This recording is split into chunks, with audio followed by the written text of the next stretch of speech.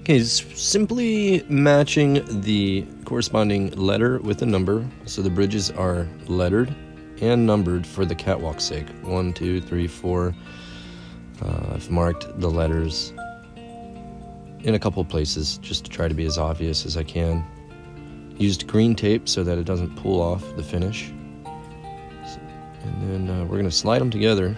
It's a really tight fit, so it's got to be lined up. In some cases, you got to use a finger to help kind of make that happen. Watch out for pinch points. And basically unwrap the screws. They're self-tapping using a drill and save you some time there. Zip them down. I'm only going to put in 2 for the sake of this video, but I think it's self-explanatory.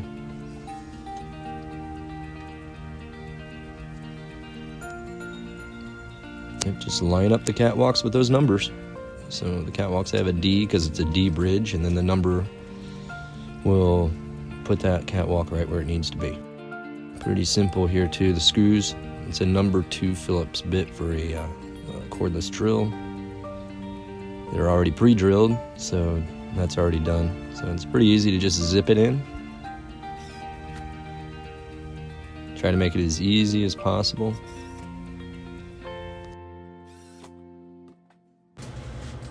And there you go. Thanks for watching. Have a great day.